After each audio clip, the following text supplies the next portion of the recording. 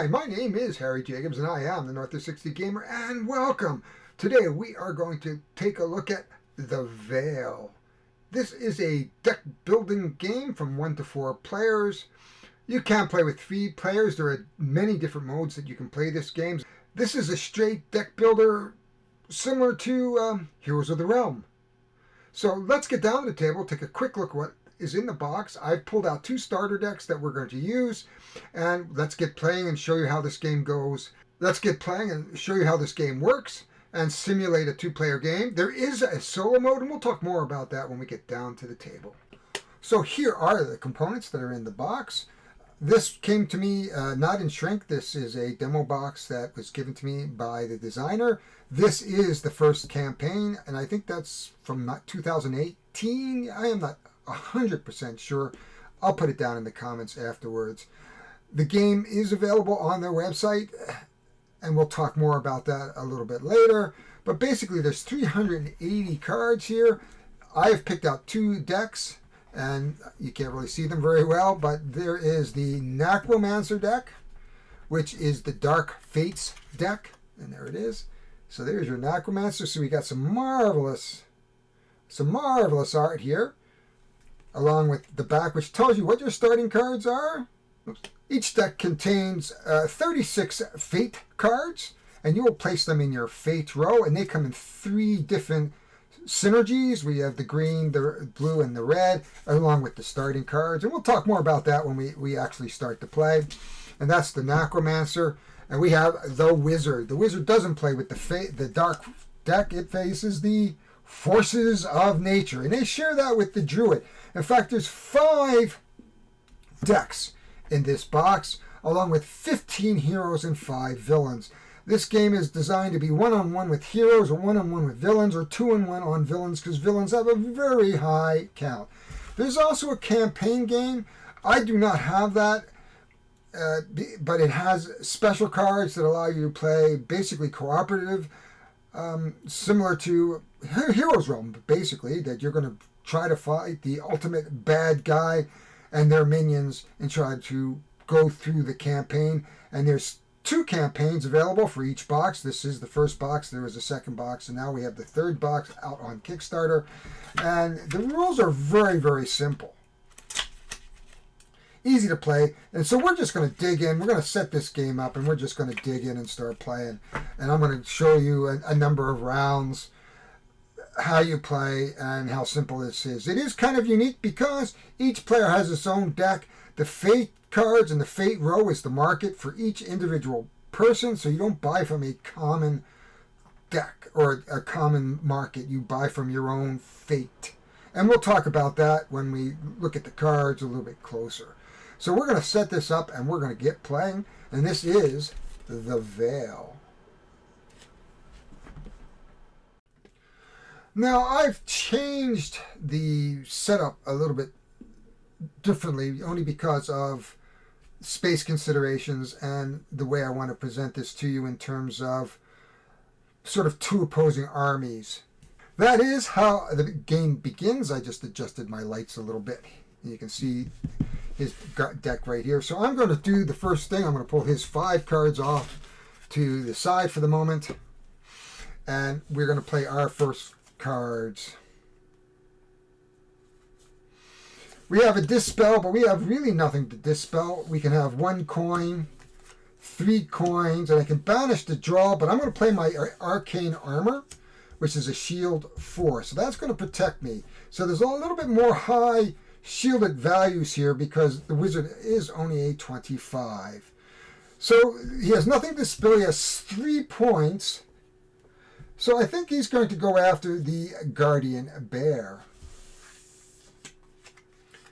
And of course, like most deck builders, what we're going to do is replace our Fate row with a Lava Burst, and then we're going to put these into a discard pile. And I'm just going to put that off to the side. I'll put it up here just so you can see it, barely, so I'm not cheating. And that is a simple turn. Now, what I'm going to do, I'm coming over to the Necromancer. And we're going to just play open because it just makes sense. Whoops, picked up the wrong Okay, so these are the 5 cards we're working on. That is our deck.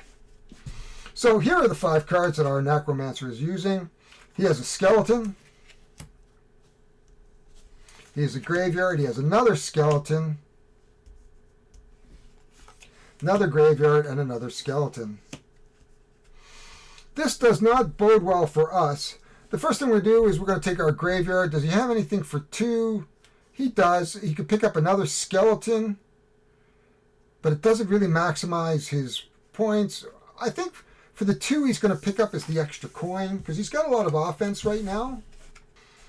And then he'll replace the card with a drain life. Ooh, nice. Now, the next phase is damage phase.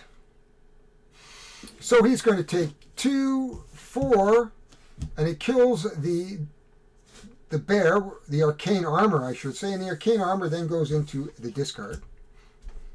Then he can take 2 to hit our wizard. 1, 2. And our poor wizard now is down to 20. Well, it should be 23 life. I can't count, apparently. Anyway, at the end of the turn, everything taps back up. So unlike Magic, it does not persist through the defensive round. There is no defensive round. At this point in time, we take our 3 cards that we use to buy. We take our 3 cards. Here, we know we don't have enough for 5, so what we got to do is shuffle these up again. And so these will be 1, 2, 3, 4, 5 for the next round. I should have done that with our player here. He gets 5 cards, 1, 2, 3, 4, and he has to shuffle one of these up, and a 5th card. There we are, 5th card, and that is how we play. The turn, of course, comes back to our wizard. Woof. Well, he's got his arcane armor, which is good. He's got alchemy. He's got an arcane spark, so he has got 3 damage so far. He's got another one, and he's got his bear. So, unlike Magic, there's none of this idea of summoning sickness. So we're going to do 3 damage. We have 6 damage in total. We have our pool of damage. Now, if we had another red card, we could gain 4 life, but we don't have that. So this will take care of 6. Of course, this is going to get discarded, and we've actually taken care of all of the skeletons, just like that in one foul swoop. We have 2 to go to the market with. We have an Ice Nova. Target opponent may draw additional cards their next turn. Ooh, that's nice. I think, though, right now he's going to try to get on the offensive, so he's going to spend his 2 to pick up a water totem. If you control 3 or more totems, your totems will have a +1 health. So there we go. That will go into the pile. He will uprate his cards. He will replace his fate deck. He only has 4 here, so he's going to take his 4. I don't have to really shuffle them. We're going to shuffle the discard deck and add 1, and that is the end of his turn. We are back to our Necromancer. I love Necromancers.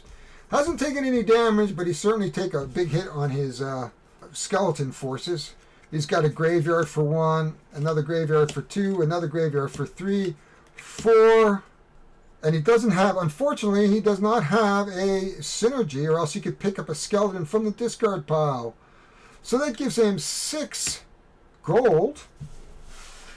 So I'm thinking, well, I think he's going to take a drain life and a skeleton army for 5. And drain life gives him 4 damage and 4 life. That will be very, very handy. That all goes into here. We're going to take out 2 more cards into the fate row. We have 1 card there, and as in a typical deck by builder, we will shuffle our cards up and add 4 more cards. 2, 3, 4, 5. And that is the deck for his next turn. We're in a good position over here for our wizard because we have some damage dealings. We've got some shield. It's going to be hard for now for the necromancer as the wizard has set up some really nice defenses. We have our dispel again, but I don't know if he wants to dispel anything at this point. We have 1. We have our grimoire, that's 3. We have another arcane armor, which is 4. So we have 4 gold. We have 4 gold to take to the market from our grimoire and our alchemy. He'd like to get some gold if he can, but it's not there. I think what he will do is he could use a red. I'd like to get a red, so let's get another red for 3. And we won't, like any other deck builder, that is going to get lost. I'm not at the point where I want to dispel anything, unfortunately, so we're going to put that on our discard pile. We are going to pull up another card. There is another Earth Totem. We'll put our 3 cards down. We'll reshuffle our hand for 2 more cards, and there we go. It is now our necromancer's turn. We got a graveyard. We have a skeleton. We have a graveyard, and we have a drain life. So in total, if we turn this, we're going to have a 5 damage in total. Well, he's going to go right after this guy. He has to take the guy out, which is our guardian bear with the shield. So off goes that shield. Nothing more he can do, but he does gain 4 life. Now, I am not sure that whether or not we can go beyond the full life of the necromancer. So I'm going to play as if the necromancer's maximum life is 36.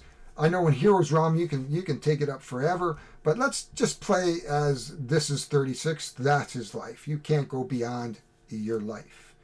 But if it can, in fact, let me check the rule book. That makes more sense. I've confirmed that rule in the rule book. Now we can have 3 to spend. I think we're going to continue with bone armor here, because it's a shielded value. So he's going to spend his 3, put that in his discard. Going to refill the card. Shuffle up for 5 cards. 1, 2, 3, 4, 5, and he's ready to go next turn. Drain life, of course, goes there. His skeleton is here. We have to attack the skeleton first. We have our 5 cards. Now we have 2 arcane armors, so we're well protected.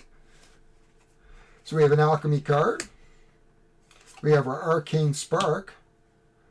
We have our totem. We have our guardian bear and another alchemy. Whoops, we're playing our guardian bear outside the realm. There we are. So our water totem does damage and life. So we have 3 here. We have 2 life here. We have to attack him first. Then we can tap our bear for 3 damage, which gets us 6 damage in total. And then we can tap our totem, which will give us 2 health, which takes us back up to 24 health. Backs up to 24 health. And so in total we have 8 damage. The first 2 damage is going to go to our skeleton. And then 6 damage goes to our necromancer. So the necromancer takes his first bit of damage. We have 2. So we're going to buy another earth totem. That goes into our discard as well as this. We'll pick up another card. Chain lightning. We will put our bear out here. And you can see that our army is growing. Unlike our necromancer, who does not seem to be doing quite as well. The necromancer has his 5 cards up. He gets a skeleton. Quick draw. You may put a skeleton from your discard into your hand. Well, there's a skeleton right into my hand. Oh, I don't have a blue card yet. That's unfortunate. So we at least have 2. We have another skeleton, and we have $3 to play with. There we are, graveyard, and this. He can banish a card in your fate route. I don't think he wants to do that. So he's going to buy 3. So he's got 3. He's going to take a zombie. So we're going to try to get on the offensive more. So he's going to take his zombie. And then he is going to attack 6. Now we have to do 5 against the shield. Now because it's not shielded, I do not have to do direct damage to the water totem, but I can do 1 damage to the wizard. And of course this comes back up. We get a new veil. We're going to have to draw up 5 cards. That's the first one. And then we're going to shuffle our cards. 1, 2, 3, and 4. So we have our 4 cards for our oh, we never gave our wizard 5 cards. So we have 3 cards left over from the last turn. And we'll shuffle up for 2 cards. 1, 2. We have an alchemy card. We have 3. We have a dispel. You may banish a card in your hand or fate route. I don't think he needs to do that. We have a guardian bear and a spark, which is good. So the first thing we're gonna do is we're gonna take care of our damage. We have 1, 2, 3, 4, 6, 8 damage again. That takes care of all our skeletons. Or I should say the necromancer skeletons for 6. And we still only do 2 damage to our necromancer. We're chipping it away. The spark goes into the damage we can buy from the market if we have anything this cheap. I think we're going to pick up chain lightning for 2. So we have 3.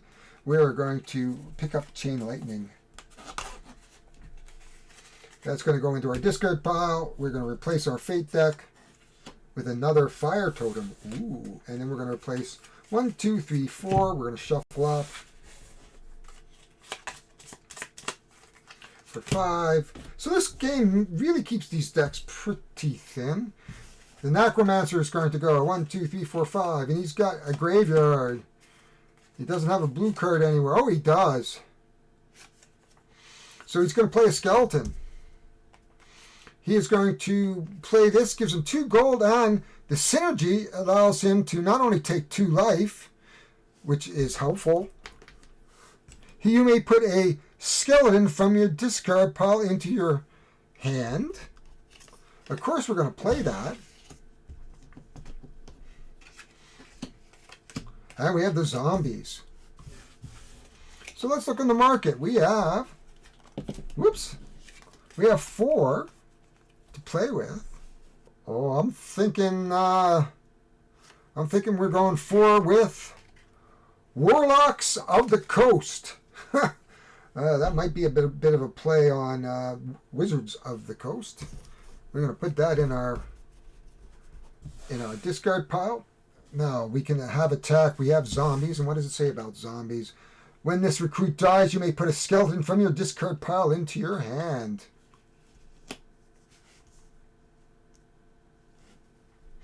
Well, that is wonderful. So we have 1, 2, 3, 4, 5, 6 damage. Not enough to worry about the water totem, but that does kill our bear. And it gives him back 1 life. It takes 1 life away from the wizard.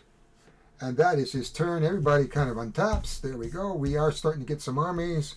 We've got our Altar of the Undying. And then we've got 1, 2, 3, 4, 5 cards. That's his next turn right here. Our wizard untaps. Should have untapped at the beginning of the turn. This isn't Magic. I confuse the rules. So many games out there are deck building, and so this isn't it is a deck building, but it's using static decks.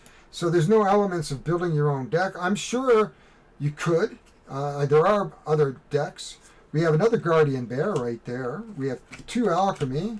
We have an Earth Totem, which basically will give me 2, and then plus 1 heart for every other totem.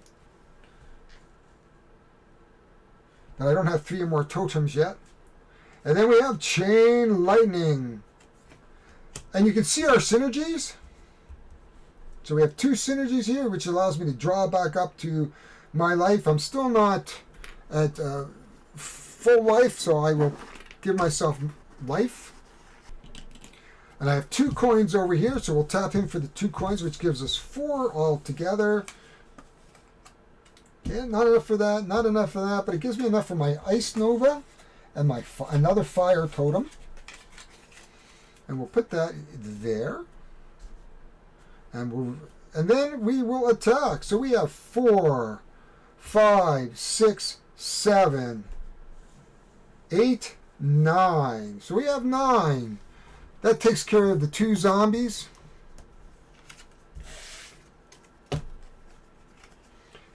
For 4, he could get rid of this, but he doesn't have to attack. 4, so he's going to do 5 damage against our Necromancer, and these are going to go off into their discard pile.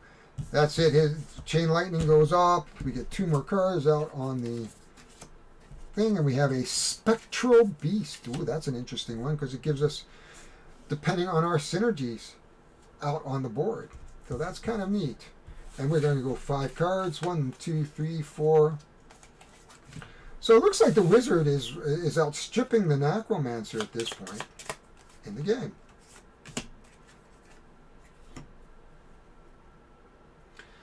So we're going to go. We'll do one more round for the Necromancer, and we'll stop there. I think this is giving you a flavor of what's going on. We're going to play our Drain Life, of course. We have 2 graveyard cards that's going to give us some coin.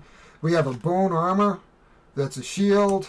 We have another graveyard, and of course we have our Drain Life. So we'd be able to do 4. We could turn this for 7 damage. He has to take the shield out. That's 5. He doesn't have enough to take out the totems, but he can do 2 more damage. But I don't think that was really going to hurt him. That would go in here. He also gets 5 life back.